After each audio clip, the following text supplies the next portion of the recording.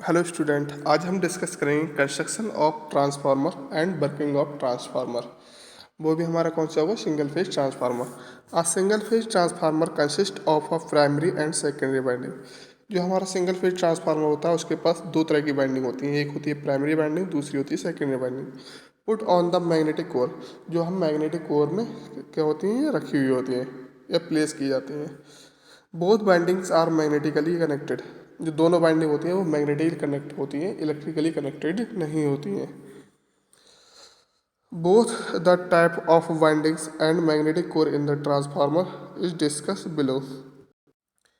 इसमें जो दोनों तरह की बाइंडिंग यूज की गई है और मैग्नेटिक कोर की गई है उसके बारे में हमने नीचे डिस्कस किया है। तो सबसे पहले जान लेते हैं प्राइमरी बाइंडिंग क्या होती है। The primary winding, the winding which is connected to the supply, electric supply and produce the magnetic flux is called the primary binding.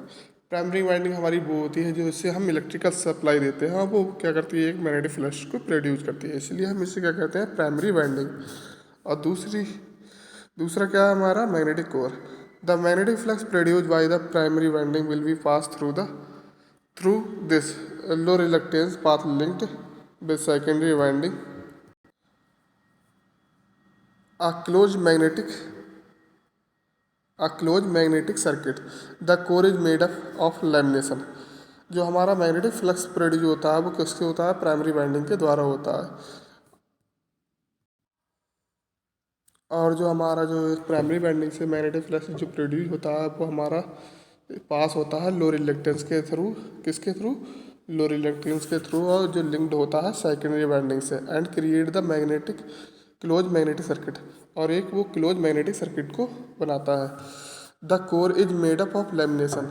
जो हमारी कोर बनी होती है वो लेमिनेशन से बनी होती है, जो generally high grade silicon steel lamination 0.3 to 0.5 mm तक। जो लेमिनेशंस होती हैं वो सिलिकॉन स्टील्स की होती हैं और जिसका साइज कितना होता है, 0.3 से लेके 0.5 to 5 are used. Some of the lamination are treated to produce the high permeability. जो लैमिनेशंस होती हैं उनकी क्या होती है, परमेबिलिटी अच्छी होती है एंड लो हिस्टैरिसीस लॉस, और इसमें जो लॉसेस होते हैं वो हिस्टैरिसीस लॉसेस वो कम होते हैं। The eddy current loss is minimize, और जो पतली पतली स्ट्रिप्स लगी होती हैं वो क्या करती हैं, एडी करंट लॉस को भी मिनिमम करती है। Each lamination being insulated from each other, और जितनी भी इंसुलेट जो हमारी लेमिनेशंस होती हैं वो क्या होती हैं, एक दूसरे से इंसुलेटेड होती हैं। Otherwise light coat of varnish या एनामल। जो इसमें क्या होता है, उसमें हम वार्निश यूज करते हैं। वार्निश की वजह से क्या होती है, जो हमारी लेमिनेशंस होती हैं वो एक दूसरे से इंसुलेटेड हो जाती हैं। नेक्स्ट हम डिस्कस करेंगे secondary winding. The flux produce by the primary winding passes through the magnetic core. जो हमारी प्राइमरी वाइंडिंग से फ्लक्स प्रोड्यूस हुआ था वो क्या हो जाएगा, वो पास होगा एक मैग्नेटिक कोर के थ्रू और will link with the secondary winding, और वो हमारी सेकेंडरी वाइंडिंग से क्या हो जाएगा, लिंक हो जाएगा। This winding is connected to the load, जो कि हमारी ये लोड से कनेक्ट होती है। एक होती है हमारी सप्लाई से कनेक्टेड, वो हमारी होती है प्राइमरी वाइंडिंग, और जो लोड के पास होती है, लोड से कनेक्टेड होती है, वो हमारी होती है secondary winding.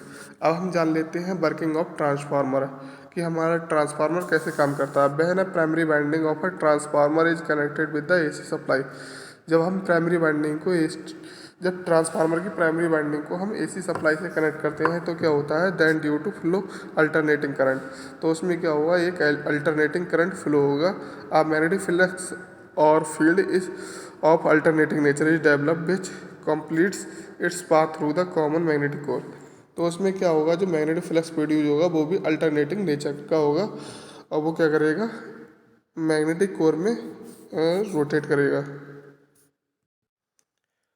The conducts of secondary winding crosses magnetic flux lines which is bar set up the magnetic field primary winding, and the flux induce the electromagnetic force according to the Faraday law electromagnetic induction। इसमें क्या होगा, electromagnetic induction के principal पर इसमें क्या होगा, जो flux produce होगा वो क्या होगा, हमारी सेकेंडरी वाइंडिंग से लिंक्ड हो जाएगा। In this way, without any connection of or touch, an electrical energy transfer between the primary and secondary winding. इसमें क्या हो, इसका मतलब ये हुआ कि इसमें बिना किसी कनेक्शन के या बिना किसी इलेक्ट्रिकली टचिंग के क्या होगा, इसमें इलेक्ट्रिकल पावर का ट्रांसफ़र होगा प्राइमरी वाइंडिंग से सेकेंडरी वाइंडिंग में। This action is called the transformer action. इस एक्शन को हम क्या कहेंगे, ट्रांसफार्मर एक्शन कहेंगे। If no load is connected to the secondary winding, अगर हम सेकेंडरी वाइंडिंग से लोड कनेक्ट कर देते हैं, the induce EMF drive a current through it, तो उसमें क्या होगा, उसमें करंट प्रोड्यूस होने लगेगा। जैसा कि हम फिगर में दे सकते हैं, यहाँ पर फिगर में क्या है हमारी,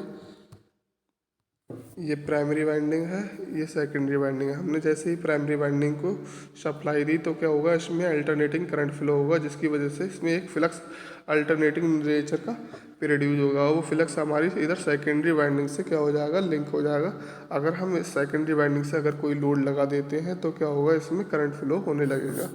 तो इस तरह से हमारा क्या ट्रांसफार्मर वर्क करता है।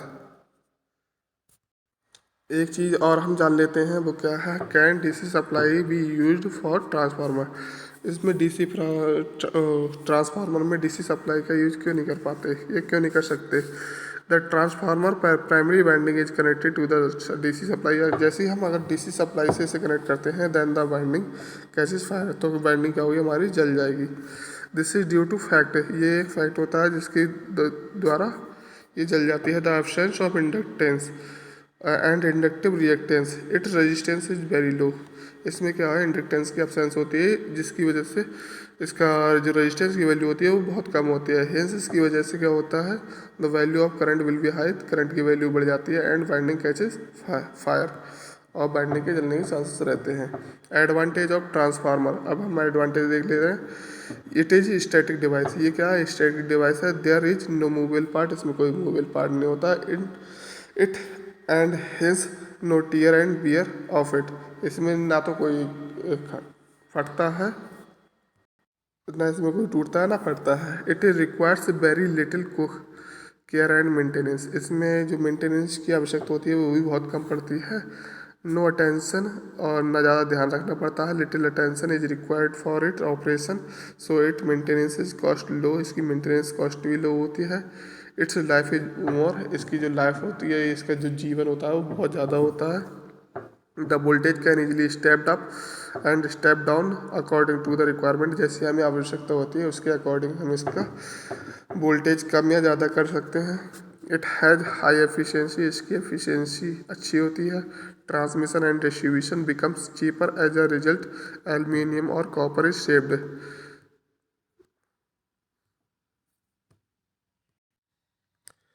इससे क्या होता है, ट्रांसमिशन और डिस्ट्रीब्यूशन हमारा सस्ता पड़ जाता है as a result of aluminium और कॉपर इज शेप्ड। इसमें एल्यूमिनियम और कॉपर की शेविंग होती है। Thank you so much.